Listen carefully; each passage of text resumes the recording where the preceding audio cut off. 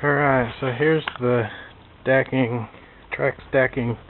Before I get started on it here, you can see there's like little shims, I don't know, glued onto it. There's tons of glue on it.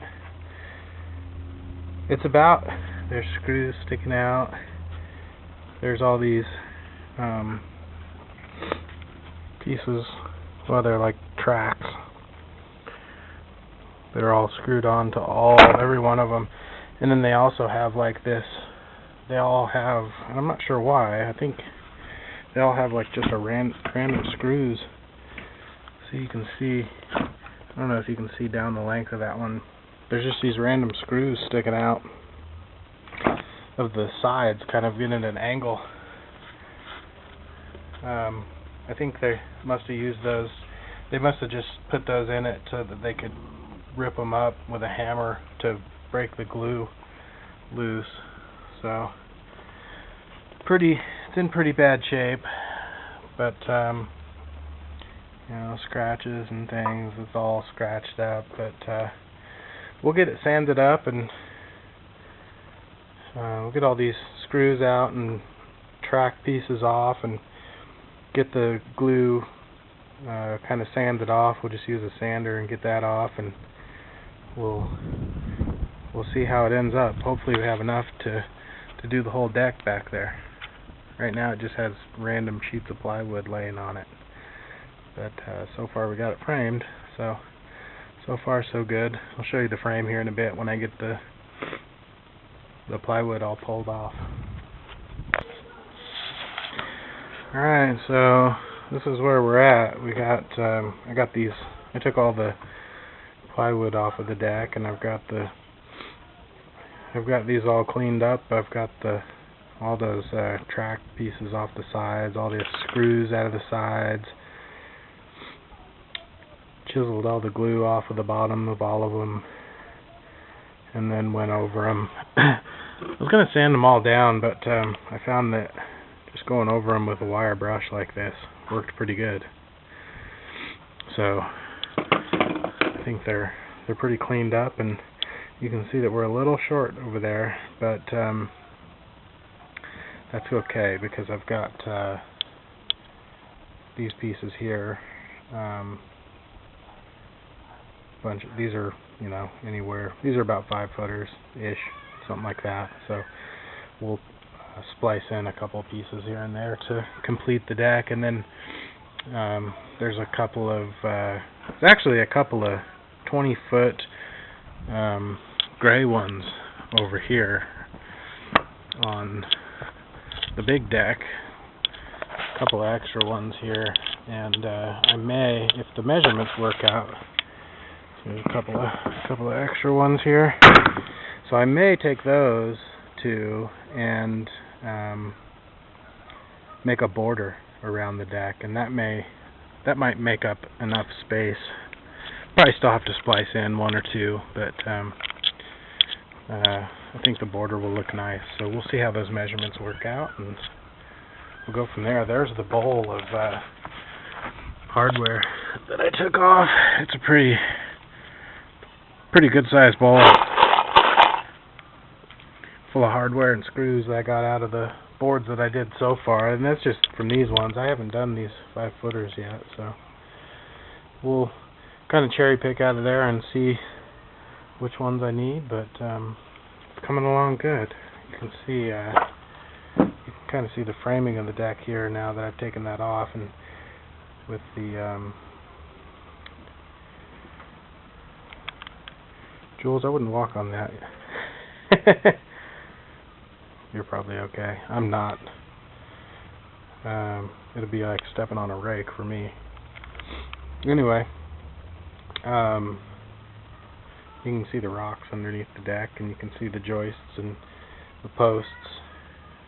You can see the cleats that I put on the posts here because it was so close to the wall.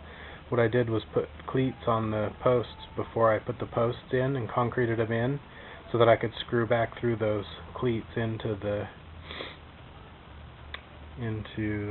joist that runs down the length. You can see I've got You see I got a couple cleats on 2 in the corners back here. Can't get a screw in going from back into the house, back into the post, so I had to put those cleats on. If I had to do this again, I would probably redo these cleats, or not the cleats, these posts. I just cut these posts about, I don't know, maybe like a foot or 16 inches long or something. I think they're 16 inches long or something like that. But I would probably redo these and make them a lot longer. I'd probably make them probably about 3 feet, and they would still stick up the same above the ground, but I'd make them go down below the frost line, bury those in there really deep, and just have concrete down below the frost line, because what happens is when it freezes, that concrete, it's going to actually make the deck move up and down just a little bit, and it's going to kind of throw things off, but we'll be okay here, because this is just for the dogs. So it's a dog deck, so they won't notice, and it's over here on the side of the house, so it'll be okay. But next time, I'll probably, when I'm building a deck, I will probably put the post down below the frost line, and I don't think I did that on the big deck here too. Sorry, Dad. We didn't do that here either, so there's going to be some settling and some moving up and down, and that's probably what we're seeing there. So, all right, so we'll come back again and show you. We'll come back again here tomorrow, and when the decking's all screwed down, and we'll see how the finished product looks. And then the next project will be framing up a doghouse on top. Ta-da! So we've got all the decking on now, and got the dog run all cleaned up and got everything out of here, and turned out pretty good. It's not screwed down yet. It's just all, well, the border. So I took those long pieces and did a border around the outside with them. You can see it goes all the way around there, and that turned out pretty good. I was gonna 45 the ends, but as it turned out, it's a 10 by 10 deck, and they were 20 feet long, so I didn't have enough length to do 45s on all the corners, but that's okay. It's turned out really good anyway, and all of these, so all the pieces